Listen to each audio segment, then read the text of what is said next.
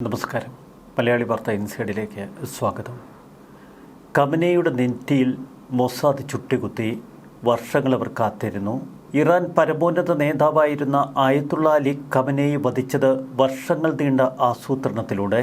Financial ടൈംസിൽ വന്ന ഈ report ലോകത്തിലെ എല്ലാ മാധ്യമങ്ങളും വലിയ പ്രാധാന്യത്തോടെയാണ് ഇപ്പോൾ പബ്ലിഷ് ചെയ്യുന്നത്. മൊസാദ് ഇറാനിലെ ട്രാഫിക് ക്യാമറ ശൃംഖല ഹാക്ക് ചെയ്ത് ഖമനേയുടെയും സംഘത്തിൻ്റെയും ഒക്കെ നീക്കങ്ങൾ വർഷങ്ങളോളം നിരീക്ഷിച്ചു.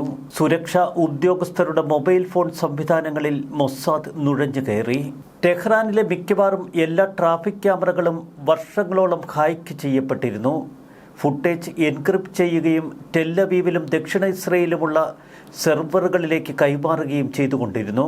ഇപ്പോൾ നിലവിലുള്ളതും മുൻകാലത്ത് സേവനമനുഷ്ഠിച്ചതുമായ ഇസ്രയേലി രഹസ്യാന്വേഷണ ഉദ്യോഗസ്ഥരെ ഉദ്ധരിച്ചുകൊണ്ടാണ് ടൈംസ് ഈ റിപ്പോർട്ട് ചെയ്യുന്നത്. ടെഹ്റാനിലെ പാസ്റ്റർ സ്ട്രീറ്റിന് സമീപമുള്ള കോമ്പൗണ്ടിലെ ഒരു ക്യാമറയിലെ ദൃശ്യങ്ങൾ ഏറെ നിർണായകമായി. ഖമനേയുടെ സുരക്ഷാ ജീവനക്കാർ അവരുടെ വാഹനങ്ങൾ എവിടെ പാർക്ക് ചെയ്യുന്നു എന്ന് കൃത്യതയോടെ ഇസ്രയേൽ മനസ്സിലാക്കി. ഈ ക്യാമറ ദൃശ്യങ്ങളിൽ നിന്നാണ് ഇസ്രായേലി രഹസ്യാന്വേഷണ ഉദ്യോഗസ്ഥർ ഖമനേയുടെ ദൈനംദിന ദിനചര്യകളെക്കുറിച്ച് വ്യക്തമായി മനസ്സിലാക്കിയത്. അദ്ദേഹം എവിടെ താമസിക്കുന്നു, ആരെയെല്ലാം കണ്ടുമുട്ടുന്നു, എപ്പോഴൊക്കെയാണ് കൊട്ടാരത്തിൽ നിന്ന് പുറത്തേക്ക് പോകുന്നത്, എങ്ങനെ ആശയവിനിമയം നടത്തുന്നു, ഇതൊക്കെ കൃത്യതയോടെ രഹസ്യാന്വേഷണ ഉദ്യോഗസ്ഥർ മനസ്സിലാക്കി. ടെഹ്റാന്റെ ഹൃദയഭാഗത്താണ് പാസ്റ്റർ സ്ട്രീറ്റ്. സുപ്രീം നേതാവിൻ്റെ കോമ്പൗണ്ടിലെത്തുമ്പോൾ അംഗരക്ഷകർ അവരുടെ സ്വകാര്യ കാറുകൾ എവിടെ പാർക്ക് ചെയ്യുന്നു എന്ന് കൃത്യതയോടെ ഇസ്രയേലിന് ട്രാക്ക് ചെയ്യാൻ കഴിഞ്ഞു. വർഷങ്ങളോളം നീണ്ടുനിന്ന ഒരു രഹസ്യാന്വേഷണത്തിൻ്റെ ഭാഗമായിരുന്നു ഈ ഹാക്കിംഗ്.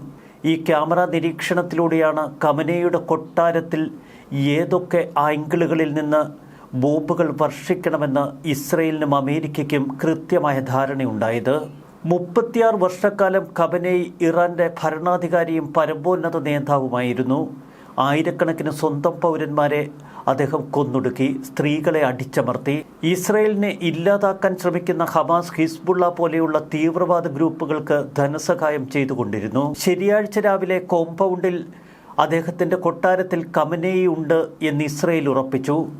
പാസ്റ്റർ സ്ട്രീറ്റിന് സമീപമുള്ള 1 ഡസനോളം മൊബൈൽ ഫോൺ ടവറുകൾ ഇസ്രയേൽ തടസ്സപ്പെടുത്തി. ഖമനേയുടെ സ്റ്റാഫുകൾ മൊബൈൽ ഫോണിൽ വിളിക്കുമ്പോൾ ഫോണുകൾ തിരക്കുള്ളതായി അവർക്ക് അനുഭവപ്പെട്ടു. അദ്ദേഹത്തിൻ്റെ സുരക്ഷാ ഉദ്യോഗസ്ഥർക്ക് സാധ്യമായ മുന്നറിയിപ്പുകൾ ലഭിക്കാതിരിക്കാനുള്ള കൃത്യമായ ആസൂത്രണം. ഞങ്ങൾക്ക് ജെറുസലേമിനെ അറിയാവുന്നതുപോലെ ടെഹ്റാനെയും അറിയാമായിരുന്നുവെന്നാണ് ഒരു ഇസ്രയേലി ഇന്റലിജൻസ് ഉദ്യോഗസ്ഥൻ പറയുന്നത്. നിങ്ങൾ വളർന്ന ഒരു തെരുവ് പോലെ ഞങ്ങൾക്കത്രയും സുപരിചിതമായിരുന്നു ടെഹ്റാന്റെ ആ ഭാഗം. CIA സുപ്രധാനമായ പല രഹസ്യാന്വേഷണ വിവരങ്ങളും നൽകുന്ന ഒരു മനുഷ്യ സ്രോതസ്സും അവിടെ പ്രവർത്തിച്ചിരുന്നു.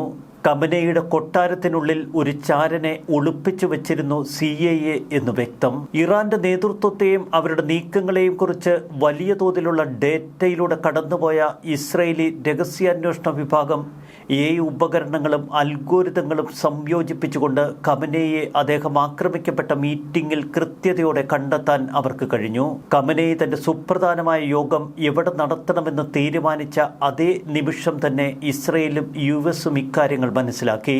സാധാരണഗതിയിൽ യുദ്ധസമയത്ത് ഖമനേയെ ഭൂമിക്കടിയിലുള്ള ബോംബ് പ്രതിരോധ ശേഷിയുള്ള ബങ്കറുകളിലേക്ക് മാറ്റും.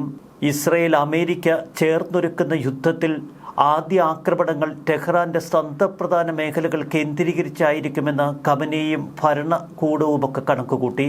എന്നാൽ അമേരിക്കയും ഇസ്രയേലും ഒരു കാര്യം ഉറപ്പിച്ചിരുന്നു: ആക്രമണം തുടങ്ങുന്നത് ഖമനേയുടെ തലയെടുത്തുകൊണ്ടായിരിക്കണം. ഒരു യോഗം നടക്കുന്ന വേളയിൽ പോലും യുദ്ധസമാനമായ സാഹചര്യമുണ്ടായാൽ അദ്ദേഹം എവിടെ മാറി നിൽക്കുന്നു എന്ന് കൃത്യതയോടെ ഇസ്രയേലും അമേരിക്കയും മനസ്സിലാക്കി. ഖമനേയുമായി കൂടിക്കാഴ്ച നടത്തിയ മറ്റ് മുതിർന്ന രാഷ്ട്രീയ സൈനിക നേതാക്കളെയും അവർ ട്രാക്ക് ചെയ്തുകൊണ്ടിരുന്നു. ശനിയാഴ്ച കാലത്ത് കൂടിക്കാഴ്ച നടത്താൻ ഖമനേയി ഉൾപ്പെടെയുള്ള ഉന്നത ഇറാനിയൻ ഉദ്യോഗസ്ഥർ തീരുമാനമെടുത്തിരുന്നു. ഇസ്രയേലിന്റെ പ്രാദേശിക സമയം പുലർച്ചെ 6 മണിയോടെ ഇസ്രയേൽ ഏകോപിത ഓപ്പറേഷന്റെ ആദ്യഘട്ടം തുടങ്ങി. ഖമനേയി തന്റെ യോഗത്തിനെത്തി എന്നുറപ്പിച്ചതോടെ ഫൈറ്റർ ജെറ്റുകൾ കോമ്പൗണ്ടിന് നേരെ പ്രിസിഷൻ ഗൈഡഡ് ആയുധങ്ങൾ ഉപയോഗിച്ചു.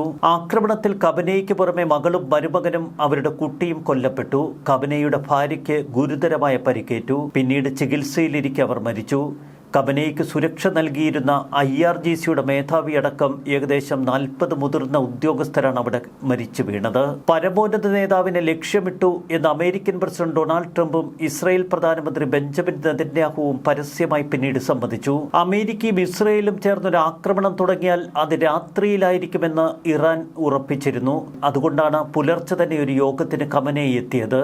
ഇറാന് തങ്ങളുടെ ആണവ മിസൈൽ പദ്ധതികൾക്ക് പ്രതിരോധശേഷി പൂർണ്ണതോതിൽ കൈവരിക്കാൻ ഇനി വെറും മാസങ്ങൾ മാത്രമായിരുന്നു വേണ്ടിയിരുന്നത് എന്ന് ഇസ്രായേൽ പ്രധാനമന്ത്രി ബെഞ്ചമിൻ നെതന്യാഹു വ്യക്തമാക്കുന്നു.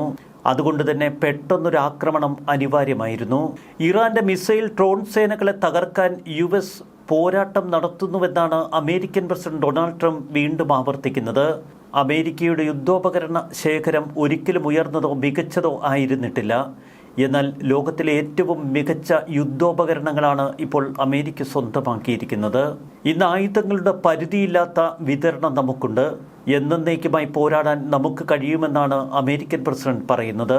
കരുത്തും സമ്മർദ്ദവുമാണ് എപ്പോഴും യുദ്ധത്തിൽ മുൻതൂക്കം ലഭിക്കുന്ന ഫാക്ടറുകൾ. ചരിത്രത്തിൽ ഇറാനുമായി ഏറ്റവും ഗുരുതരമായ ഏറ്റുമുട്ടലാണ് ഇപ്പോൾ ഇസ്രായേൽ നടത്തുന്നത്. ഇസ്രായേലിന്റെ പ്രതിരോധ സംവിധാനം അച്ചടക്കത്തോടെയും കൃത്യതയോടെയും ദൃഢനിശ്ചയത്തോടെയും പ്രവർത്തിക്കേണ്ട ഒരു സാഹചര്യമാണ് ഇപ്പോഴുള്ളത് എന്ന് ബെഞ്ചമിൻ നെതന്യാഹു പറയുന്നു.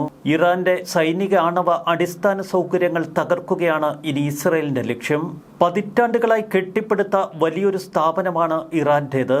മുൻ യുദ്ധങ്ങളെ അപേക്ഷിച്ച് തീർച്ചയായും മേഖലയിലെ മറ്റിടങ്ങളിൽ നടക്കുന്ന സംഘർഷങ്ങളുമായി താരതമ്യപ്പെടുത്തുമ്പോൾ ഇസ്രായേൽ ഏറ്റവും സ്ഥിരത പുലർത്തേണ്ട ഒരു യുദ്ധം. ഈ യുദ്ധത്തിലെ തടസ്സപ്പെടുത്തൽ നിരക്കുകൾ വളരെ ഉയർന്നതാണ്. ഏകദേശം 2 വർഷത്തിലധികമായി നിരന്തര യുദ്ധഭീഷണിയിലാണ് ഇസ്രായേൽ കഴിയുന്നത്. മരണസംഖ്യയോ ശാരീരിക നാശനഷ്ടങ്ങളോ ഇസ്രായേലിനെ തളർത്തില്ല. പതിറ്റാണ്ടുകളായി ഇസ്രായേലിനെ ഭീതിയുടെ നിഴലിലാക്കിയ തന്ത്രപരമായ ഭീഷണിയെ നിർവീര്യമാക്കാനുള്ള അന്തിമ പോരാട്ടമെന്നാണ് ഇതിനെ ഇസ്രായേൽ വിശേഷിപ്പിക്കുന്നത്. ഒന്നിലധികം മുന്നണികൾക്ക് ഇസ്രായേലി സിവിലിയന്മാർക്കെതിരെ ആക്രമണങ്ങൾക്കും ആയുധങ്ങൾക്കും ധനസഹായം നൽകിയ ശത്രുവിനെയാണ് നമ്മൾ ഇപ്പോൾ നേരിടുന്നത്. അതുകൊണ്ട് തന്നെ വ്യക്തതയോടെയും പ്രൊഫഷണലിസത്തോടെയും ഈ യുദ്ധത്തെ സമീപിക്കണമെന്നതാണ് ഇസ്രായേലിന്റെ നയം. ദീർഘകാല ഏറ്റുമുട്ടൽ പോലും ഇസ്രായേൽ ഇപ്പോൾ പ്രതീക്ഷിക്കുന്നു. അതിനുവേണ്ട സാമൂഹിക സന്നദ്ധത ഒരുക്കാൻ ജനങ്ങളുമായി സംവദിക്കുകയാണ് ഭരണകൂടം. ചെറിയ കളികളിൽ ഇസ്രായേൽ എപ്പോഴും മികച്ച കളിക്കാർ തന്നെ. എന്നാൽ നീണ്ട കളികൾക്ക് മറ്റൊന്നുകൂടി ആവശ്യമാണ്. നിലനിൽക്കുന്ന സ്ഥിരത, ശക്തി, ആത്മാഭിമാനം, രാജ്യസ്നേഹം. പ്രതികാരാഗ്നിയിൽ ജ്വലിക്കുകയാണ് ഇറാൻ.